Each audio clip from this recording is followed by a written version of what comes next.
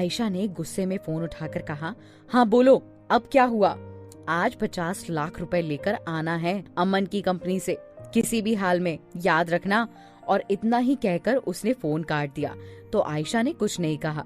वैसे तो उसने प्लान बना लिया था कि वो अमन की कंपनी से पैसे कैसे निकालेगी, पर फिर भी उसे हल्का सा डर लग रहा था कि अगर वो रंगे हाथों पकड़ी गई तो क्या बहाना बनाएगी, क्या कहेगी कि कहीं अमन के सामने उसकी सच्चाई आ गई तो क्या होगा। और ये सब सोचकर वो जा ही रही थी कि इतने में अमित का फोन आया। अमित का कॉल देखकर आयशा चिल्लाकर बोली, कितने दिनों बाद फोन कर रहे हो तुम? उसके बाद तुम कहाँ गायब हो गए? तुम्हें कितना कॉल किया, कितने मैसेज किए, पर तुमने किसी भी कॉल का या किसी भी मैसेज का रिप्लाई नहीं दिया। तुम्हें पता है मैं कितना घबरा गई थी। मुझे डर लग रहा था कि तुम मुझे पागल तो कहीं नहीं। मेरी बात तो सुनो एक मिनट, अमित ने कहा। तो आयशा एक गहरी सांस लेते हुए बोली, बोलो क्या कह रहे हो तुम? अरे मैं जॉब के सिलसिले में पुणे गया था, मुझे वहाँ जॉब मिल गई है, अमित ने कहा। क्या तुम्हें जॉब मिल गई है? आयशा खुशी के मारे उछलकर बोली, हाँ मुझे जॉब मिल गई है और हम वहीं सेटल हो जाएंगे। मैं अभी 15 दिन बाद वहाँ के लिए निकल रहा हूँ, पर उससे पहले मुझे तुम्हारे साथ हर एक दिन बिताना है, एक यादगार लम्हा, ताकि मैं तुमसे दूर रहकर उन यादों के सहारे तुम्हारे बिना वो 8 महीने निकाल लूं। फिर अमन की शादी के बाद तुम उसकी प्रॉपर्टी हड़प लोगी, फिर उसके बाद ही तो हमारी शादी होगी। तब जब तक तुम्हारे बिना जीना मेरे लिए मुश्किल रहेगा, तुम समझ सकती हो। अमित ने रुआसी आवाज में कहा, हाँ हाँ बाबा ठीक है, मैं कोशिश करूंगी अब से हर दिन तुम्हें टाइम देने का, पर अभी फोन रखो, मुझे कंपनी के लिए लेट हो रहा है, वरना अमन फिर मुझ पर चिल्लाएगा। ये कहकर आयशा ने फोन काट दिया और अपनी कार से अमन की कंपनी की ओर रवाना हो गई। आयशा ने कंपनी में जैसे ही कदम रखा वैसे ही मिस रिचा से टकरा गई और उसके हाथों से फाइल जाकर नीचे गिर गई। ये देखकर आयशा मिस रिचा को गुस्से में घूरने लगी, तो मिस रिचा ने भी अपनी नजरें उठाकर धीरे से कहा, sorry ma'am. What do you mean by sorry? तुम्हें पता है कितने इम्पोर्टेंट डॉक्यूमेंट थे, अब उठाओ जल्दी। आयशा की बात सुनकर मिस रिचा नीचे झुककर डॉक्यूमेंट उठाने लगी तो रूपल उनके पास आकर बोली, अरे मैम मैं उठा देती हूँ। ये कहकर रूपल ने वो डॉक्यूमेंट आयशा के हाथों में दिए और फिर आयशा को गुस्से में देखकर बोली, कम से कम इनकी तो आप रिस्पेक्ट कर सकती हो ना, ये आपसे बहुत पहले से काम कर रही हैं यहाँ पर। अच्छा तो तुम मुझे सिखाओगी कि मुझे किससे बात करनी है, कैसे बात करनी है? अभी तो दिव्यांशी को निकलवाया है, अब तुझे भी निकलवा दूंगी।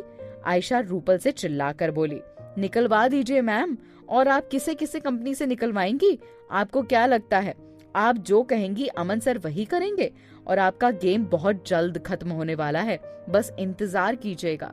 ये कहकर रूपल मिस रिचा को वहाँ से लेकर चली गई और आयशा गुस्से में बड़बड़ाते हुए अमन के केबिन में जाने लगी। समझती क्या है रूपल अपने आप को? हाँ, मैं इसे भी नहीं छोड़ूंगी, मैं इसे कंपनी से बाहर निकलवाऊंगी, अमन से कहकर आयशा बड़बड़ाते हुए अमन के केबिन में पहुंची। क्या हुआ, बड़ी गुस्से में नजर आ रही हो? अमन ने सामने से आ रही आयशा को देखकर कहा। तो आयशा बड़बड़ाते हुए बोली, वो रूपल की बच्ची मुझसे मुंह चला रही थी, उसकी हिम्मत कैसे हुई मुझसे मुंह चलाने की? अमन तुम नहीं जानते, यहाँ कोई भी मेरी रिस्पेक्ट नहीं करता है, अब मुझसे मुंह चलाते हैं सब, कोई मुझसे अच्छे से बात नहीं करता। तुम ही बताओ मैं क्या करूं? सबसे पहले तो बैठकर पानी पियो, फिर मैं बताता हूँ कि तुम्हें क्या करना चाहिए। आयशा ने अमन के हाथों से पानी का गिलास लेकर पानी पिया और वापस से गिलास टेबल पर रखकर अमन को देखकर बोली, अब बताओ क्या करना चाहिए मुझे?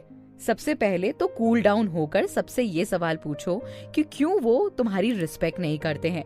ये कहकर अमन मुस्कुराने लगा तो आयशा मुंह सिकोड़कर बोली, हाँ हाँ तुम भी मेरे साथ मजाक कर लो, सबको मेरे ही साथ मजाक करना होता है।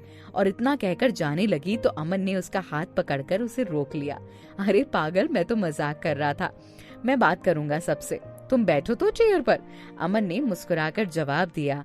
तो आयशा अपनी दोनों बाहें अमन के गले में डालकर उसकी गोदी में आकर बैठ गई।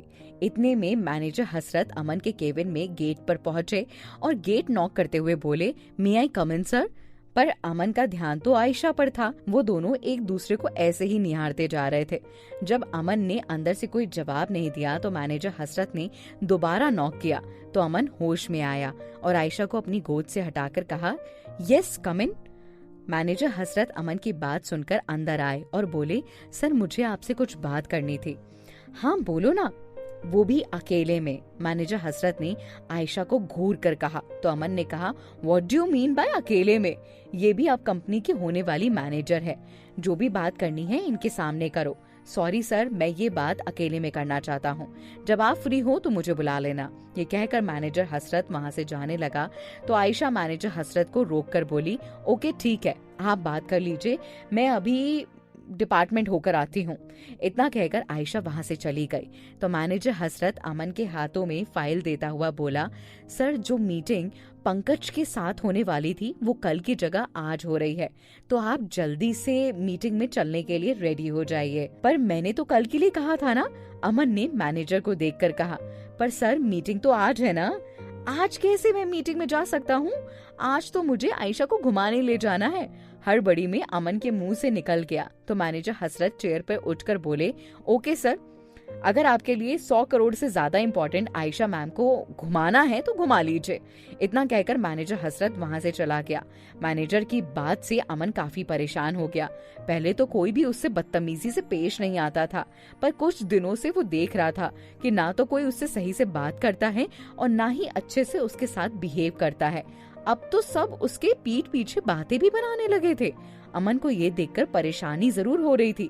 वो कंपनी के लोगों के साथ जुड़ा हुआ था, वो सबको फैमिली की तरह ट्रीट करता था, पर जब से इन सब के बीच में आयशा आ गई थी तब से अमन ने सबसे दूरियां बना रखी थी और इसी दूरी की वजह से अमन भी सबसे दूर होता चला गया था। अमन ने कुछ सोचकर मैनेजर हसरत को बुलाया और उनसे बोला, मीटिंग कितने बजे है बताओ। सर मीटिंग तो अभी 11 बजे है। और कब तक रहेगी? वही 1-2 घंटे तक खत्म हो जाएगी, मैनेजर हसरत ने जवाब दिया। अब आगे क्या होता है? क्या अमन इस मीटिंग में टाइम से पहुंचेगा? क्या होगा आगे? ये सारी बातें आपको पता चलेंगी अगले एपिसोड में। और ये एपिसोड कैसा लगा नीचे कमेंट करके जरूर बताइएगा।